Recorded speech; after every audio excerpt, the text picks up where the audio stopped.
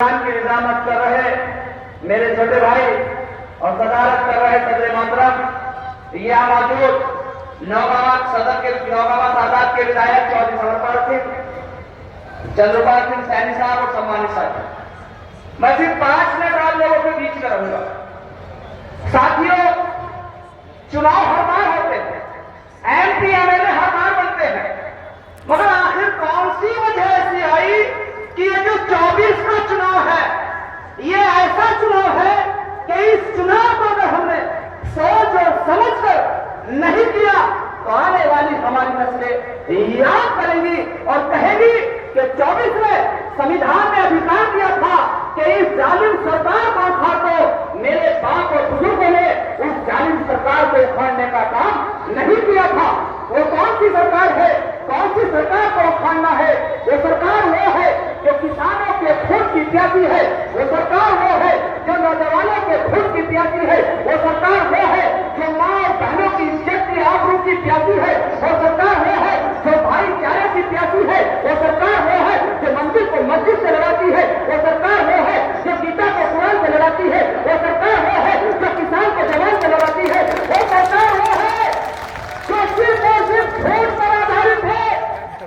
मेरे भाई बुजुर्गों दोस्तों, मेरी उम्र 60 साल है, मैंने कभी देश में ऐसे हालात नहीं देखे कि देश के 2 मुख्यमंत्री जेल के अंदर है।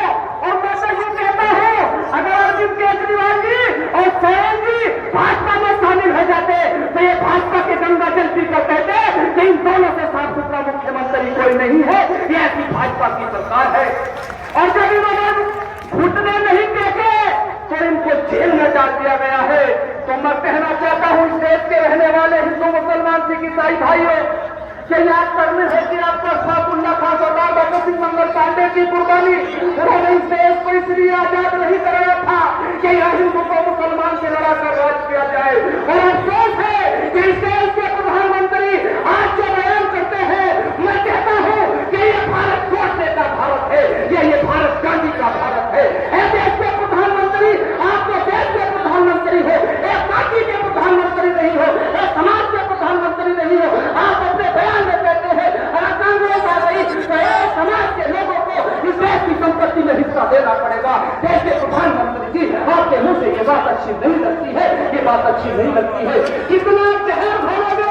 अगर प्रधानमंत्री जी आपको कहना था तो ये कहना था कि हमने युवाओं की 2 करोड़ हर वर्ष नौकरी देने का वादा किया था, वो वादा हम पूरा नहीं कर पाए। आपको कहना था तो ये कहना चाहिए था हमने नौजवानों की इज्जत और आबरू की हिफाजत का वादा किया था, हम वो वादा पूरा नहीं कर पाए। आपको कहना था तो ये कहना चाहिए था कि हमने किसानों की फसलों की आय दुगनी करने का वादा किया था, हम ये नहीं कर पाए। और आप कहते हैं कि एक समाज को लड़ाने की बताने की बात करते हैं, कभी कहते हैं कि जो आतंकवादी और दंगाई है उनकी पहचान कपड़ों से कीजिए। तो मैं कहना चाहता हूं, अगर कपड़ों से ही पहचान होती है तो इस सरकार में आपकी 5 फौजदारी आतंकवादी और बलात्कार के रूप से पकड़े गए हैं, तो क्या मैं कैसे कह दूं वो सारे आतंकवादी है? ना साथियों, ना, इस देश को बचाना होगा। अगर ये देश नहीं बचेगा तो गीता बचेगी ना, कुरान बचेगी, बाइबल बचेगी ना, गुरु ग्रंथ बचेगा ना, संविधान बचेगा। और कुछ लोगों को तो यह भी नहीं पता संविधान क्या है। संविधान यह है, मैं इस्लाम का मानने वाला हूँ, कुरान मेरा संविधान है, मैं सनातन धर्म का मानने वाला हूँ, गीता मेरा संविधान है, मैं बाइबल का मानने वाला हूँ, मैं ईसाई हूँ, अगर मैं गुरु ग्रंथ को मानने वाला हूँ तो मैं सिख हूँ, वो मेरे धार्मिक संविधान है। इसी तरह से मेरे देश का संविधान है जिस संविधान को बदलने की बात कर रहे हैं। इसलिए बाबा भीमराव अम्बेडकर ने हमें AK-56 AK-47 दिया है, ये हमारा हथियार है, ये हमारी राइफल है। आने वाली 24 तारीख को इस देश की सुरक्षा के लिए, इस देश में भाईचारा कायम रहे, इस देश में ईद भी बने, इस देश में होली भी बने, इस देश में दिवाली भी बने, इस देश में गंगा जुम्मे की तहसील मौजूद रहे, तो आने वाली 26 तारीख को हाथ के पंजे के सामने वाला बटन दबाकर इन भ्रष्टाचारियों को सबक सिखाना होगा। नहीं तो साथियों याद रखना, कोई भगवान और अवतार नहीं भेजेगा, कोई वली अब नहीं आएगा, आपको हमें समझना होगा और सोच समझ कर हिसाब किताब लगाकर अपना वोट देना होगा। और याद रखना होगा, एक मिनट में अपनी बात पूरी करता हूं कि याद करना होगा कि जब मैं मुसलमान होता हूं, दिवाली होती है, मैं भाई को मुबारकबाद देने जाता हूँ। जब मैं हिंदू होता हूँ तो मुसलमान ईद मनाता है, मैं मुबारकबाद देने जाता हूँ। जब हिंदू की बेटी की शादी होती है मुसलमान कन्यादान करता है, जब मुसलमान की बेटी की शादी होती है हिंदू कन्यादान करता है, मुसलमान मरता है हिंदू मरता है, गंगा हिंदू मुसलमान को देता है, मुसलमान हिंदू को देता है। इसलिए मैं कहता हूँ 4 साल 11 महीने 29 दिन हम इंसान बनकर रहते हैं। जिस दिन हम वोट डालने जाए उस दिन भी हम इंसान बनकर रहे, हिंदू और मुसलमान न बटे। अगर आप हिंदू मुसलमान न बचोगे तो ये नजाकत अली सीना खोल कर कहता है, आपकी अदालत में सवाल करता है कि जब वो एक टोली मंत्री ने लखीमपुर खीरी में मेरे किसान भाइयों पर अपनी गाड़ी चढ़ाकर 4 किसान भाइयों को शहीद कर दिया था, क्या पूछा था तू कौन से धर्म से है?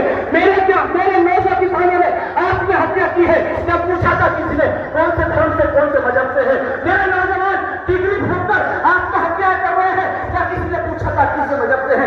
मेरे इसी प्रदेश में 50 लाख नौजवानों ने पुलिस की भर्ती के लिए परीक्षा की थी, वो परीक्षा कैंसिल कर दी गई। मैं पूछना चाहता हूँ किसी ने पूछा था वो कौन से मजहब से है, कौन सी बिरादरी से?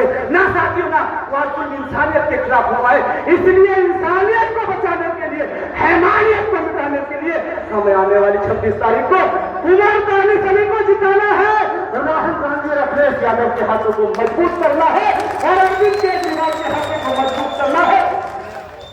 हो सकता है किसी की नाराजगी अमर सिंह से हो, महबूब साहब से हो, कमाल अख्तर साहब से हो, तारिक अली साहब से हो, मुझ से हो, हमारे भाई हैदर है, युवा के नेता है, आम आदमी पार्टी के प्रदेश के नेता है, उनसे हो सकती है। तो मैं आपसे गुजारिश करता हूँ सारी चीज को दरकिनार करते हुए